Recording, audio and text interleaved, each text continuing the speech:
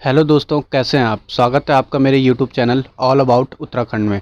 तो दोस्तों, मैं आ चुका हूं एक नई वीडियो के साथ। जैसे हमने पिछली वीडियो में बात करी थी उत्तराखंड की जौनसारी जनजाति के बारे में। तो दोस्तों, उसमें हमने जाना था कि जौनसारी जनजाति की क्या क्या विशेषताएं हैं। तो दोस्तों, इस टॉपिक में हम बात करेंगे थारू जनजाति के बारे में। दोस्तों, बहुत अच्छा टॉपिक है।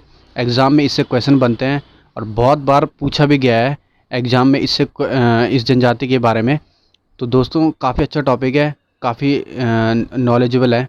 तो चलिए दोस्तों, बात करते हैं थारू जनजाति के बारे में और देखते हैं इसकी क्या क्या विशेषताएं हैं। दोस्तों, बात करें थारू जनजाति के निवास स्थल की, तो थारू जनजाति का जो मुख्य निवास स्थल है वो उत्तराखंड का उधम सिंह नगर वाला ज़िला मुख्य रूप से इनका निवास स्थल है।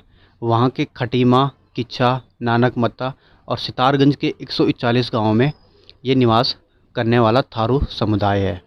और जनसंख्या की दृष्टि से बात करें तो थारू समुदाय कुमाऊं क्षेत्र का सबसे बड़ा जनजातीय समुदाय है।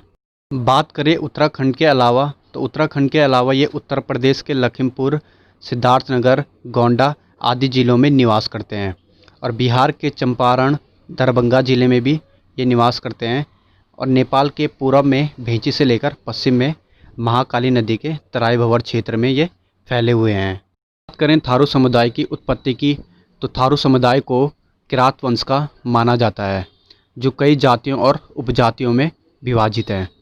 दोस्तों, थारू जनजाति की उत्पत्ति को लेकर भी विद्वानों में कई मतभेद हैं।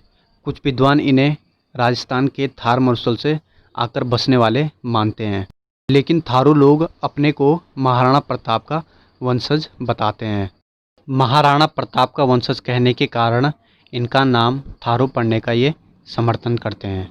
बात करें इनकी भाषा की, तो थारू जनजाति की अपनी कोई विशेष भाषा नहीं होती है। ये जिस क्षेत्र में भी निवास करते हैं ये वहीं की भाषा बोलते हैं। देखिए दोस्तों, जो थारू समाज के लोग होते हैं इनका अपना कोई मूल निवास नहीं होता है, तो इसलिए ये जिस स्थान पे भी निवास करते हैं ये वहीं की भाषा अपना लेते हैं।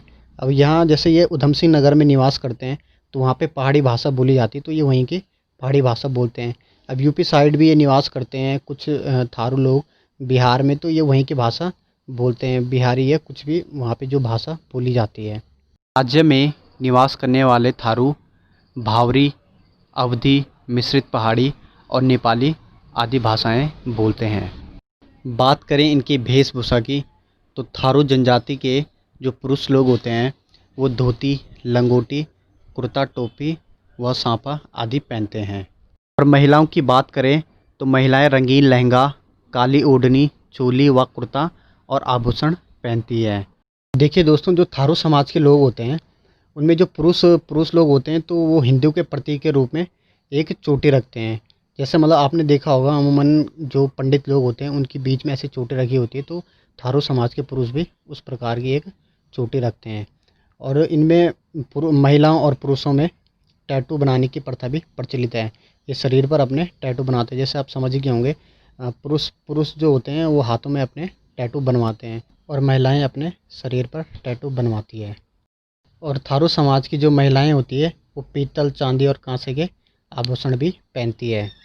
तो बात करें अगर थारू समाज के आवास की, तो इनके जो गांव होते हैं, इनके जो कस्बे होते हैं वो 40 से 50 घरों के इनके गांव होते हैं। और इनके जो घर होते हैं वो इनके खेतों के निकट बने होते हैं, क्योंकि ये खेती करने वाले लोग हैं, कृषि वगैरह पशुपालन, तो इसलिए इनके घर भी इनके खेतों के नज़दीक बने होते हैं।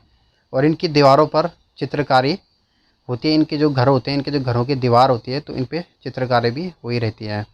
और प्रत्येक घर के सामने इनके मंदिर बने होते हैं, यानी जितने भी इनके गांव में घर होंगे तो सबके घर के सामने एक एक मंदिर, यानी जिसको ये पूजा स्थल भी बोल सकते हैं, पूजा स्थल बना होता है। दोस्तों, बात करें अगर थारू समाज के भोजन की, तो इनका जो मुख्य भोजन है वो चावल और मछली है, जो इनको काफ़ी लोकप्रिय है। तो चावल और इनका मछली है इनका जो विशेष भोजन है। और इसके अलावा तो ये दाल, दही, दूध, मक्खन वगैरह इनका भी सेवन करते हैं। और इनके जो मुख्य पेय हैं, पेय जैसे हम इनको बोल सकते हैं जो ये नशे के लिए यूज़ करते हैं, नशे के रूप में यूज़ करते हैं, जैसे तंबाकू, मदिरा इनके मुख्य पेय हैं। मदिरा को ये चावल द्वारा निर्मित करते हैं जिसे ये जाड़ कहते हैं। जाड़ को जैसे मतलब हम बोल सकते हैं देसी शराब, उसको ये नशे के लिए यूज़ करते हैं। बात करें अगर थारू समाज की सामाजिक व्यवस्था की, तो तो इसमें मातृसत्तात्मक व पितृसत्तात्मक व्यवस्था होती है। पितृसत्तात्मक की अपेक्षा मातृसत्तात्मक का यानी पुरुषों की अपेक्षा महिलाओं का उच्च स्थान होता है। जैसे थारू समाज में कई परिवारों में क्या होता है कि पुरुषों को किचन में नहीं आने दिया जाता है। जैसे हम बोल सकते हैं कि थारू समाज में महिलाओं को ज़्यादा माना जाता है या उनको ज़्यादा सम्मान दिया जाता है, उनको उच्च स्थान प्राप्त है। और ये अच्छी बात भी है कि थारू समाज में ये प्रथा चली आ रही है और अच्छी बात है कि यहाँ पे महिलाओं को ज़्यादा से ज़्यादा सम्मान दिया जाता है। और थारू समाज के लोग हिंदू धर्म को मानते हैं। जिस प्रकार हम हिंदू धर्म को मानते हैं उसी प्रकार थारू समाज के लोग भी हिंदू धर्म को मानते हैं। और थारू समाज के लोग कई गोत्रों और कई जातियों में बटे होते हैं, जिसमें इनके बड़वायक, भट्टा, रावत इनके गोत्र हैं, जिसमें बड़वायक इनका सबसे उच्चतम गोत्र माना जाता है। बात करें अगर थारू समाज के विवाह रस्मों की, तो पहले इसमें बदला विवाह प्रथा प्रचलित थी, लेकिन जब समाज अब धीरे धीरे आगे बढ़ रहा है तो इसमें ये प्रथा समाप्त होगी। बदला विवाह प्रथा मतलब जैसे आप इसको बोल सकते हैं, जैसे दो व्यक्ति हैं राम और श्याम, अगर राम की बहन का विवाह श्याम से हुआ तो श्याम की बहन का विवाह राम से होगा। तो इस प्रकार इसमें बदला विवाह प्रथा प्रचलित थी, लेकिन अब इसमें ये प्रथा समाप्त हो चुकी है। अब इसमें तीन टिकटी प्रथा प्रचलित है।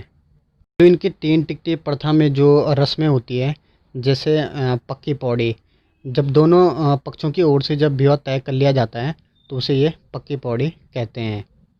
थारू समाज में सगाई की रस्म को अपना पराया कहा जाता है। विवाह से पहले जब थारू समाज में सगाई की रस्म होती है तो उसमें ये सगाई की रस्म को अपना पराया कहते हैं। और थारू समाज में जब विवाह होने से पहले 10-15 दिन पहले लड़के पक्ष के लोग जो होते हैं वो लड़की के घर में जाते हैं और विवाह की तिथि को निश्चित करते हैं, और इस रस्म को ये बात कट्टी रस्म कहते हैं। और थारू समाज में जो विवाह की रस्म होती है उसमें लड़की अपने पिता और भाई के साथ लड़के के घर में जाते हैं और एक दिन वहाँ पर रुकते हैं और फिर अगले दिन अपने भाई और पिता के साथ अपने घर वापस लौट जाती है, और ये वहाँ पे विवाह रस्म होती है। विवाह के 2-3 महीने बाद लड़का लड़की को लेने आता है और फिर लड़की स्थायी रूप से यानी परमानेंट अपने पति के घर चली जाती है, और इस रस्म को ये चाला कहते हैं। और थारू समाज में विधवा विवाह प्रथा भी प्रचलित है। इसमें क्या होता है कि यदि कोई विवाहित लड़की जिसका गौना या चाला ना हो, मतलब जिसका होना था लेकिन हुआ ना हो, और उसका पति मर जाए, और तब लड़की का पिता एक समाज में एक भोज आमंत्रित करता है जिसे लठ भरवा भोज कहते हैं। इस प्रकार की रस्में थारू समाज में विवाह की होती है। दोस्तों, बात करें थारू समाज के त्योहारों और उत्सव की, तो थारू समाज के जो लोग होते हैं वो हिंदू धर्म के सभी त्योहारों को मनाते हैं। जैसे हम दीपावली, होली, हम जो भी त्यौहार मनाते हैं तो थारू समाज के लोग भी उस त्योहारों को मनाते हैं। लेकिन जो इनका जो प्रमुख त्यौहार है वो बजर नामक त्यौहार इनका प्रमुख है, और जेठ या बैसाख में मनाया जाता है, और इस त्यौहार को ये इनका प्रमुख त्यौहार मानते हैं। और थारू समाज के जो लोग हैं वो दीपावली को शोक पर्व के रूप में मनाते हैं, और जो होली का त्यौहार है उसको ये 8 दिनों तक मनाते हैं, जिसमें स्त्री और पुरुष दोनों मिलकर खिचड़ी नृत्य करते हैं। बात करें अगर थारू समाज के देवी देवताओं की, तो इनके जो देवता हैं पछावन, काली, नागरियाई, भूमियाई आदि देवी देवताओं को ये मानते हैं, और कुछ देवी देवताओं को ये बकरा, मुर्गा, सूअर, श्राप आदि चढ़ाते हैं। बात करें अगर थारू समाज की अर्थव्यवस्था की, तो इनका जो अर्थव्यवस्था का जो मूल आधार है वो कृषि और पशुपालन है। लेकिन अब धीरे धीरे जब समाज आगे बढ़ रहा है तो इसमें भी अब लोग शिक्षित जो लोग हैं वो सरकारी जॉब और कुछ प्राइवेट जॉब कर रहे हैं, तो फिर ये धीरे धीरे अब इसको भी फॉलो कर रहे हैं। और थारू समाज के लोग मुख्य रूप से धान की खेती करते हैं, क्योंकि वहाँ पे पानी अधिक मात्रा में होता है तराई क्षेत्र में, तो फिर वहाँ पे धान की खेती भी अधिक मात्रा में होती है, जिससे ये अपना पालन पोषण करते हैं। और जब अधिक मात्रा में इनकी खेती होती है तो ये उसको बाज़ार में बेच के भी कुछ पैसा कमाते हैं, और ये कुटीर उद्योग भी इनके प्रमुख हैं। और अब जैसे ये जो शिक्षित लोग होते हैं थारू समाज में, तो ये सरकारी और प्राइवेट जॉब पे भी करते हैं। दोस्तों, इस टॉपिक में इतना ही। वैसे तो मैंने आपको इस टॉपिक में लगभग सब कुछ बता दिया है, तो आप इसको अच्छे से पढ़ें, अच्छे से ध्यान दें, क्योंकि काफ़ी इम्पोर्टेंट टॉपिक है आपके एग्ज़ाम से रिलेटेड। तो आप इसको अच्छे से ध्यान दें, अच्छे से पढ़ें, अच्छे से समझें। तो चलिए दोस्तों, मैं उम्मीद करूँगा आपको ये वीडियो पसंद आया हो। अगर आपको ये वीडियो पसंद आया हो तो लाइक करें, शेयर करें, मेरे चैनल को सब्सक्राइब करें, बेल आइकन को प्रेस करें, जिससे कि मेरे अगले वीडियो का नोटिफिकेशन आपको मिल सके। तो चलिए दोस्तों, मिलते हैं अगली वीडियो में। धन्यवाद।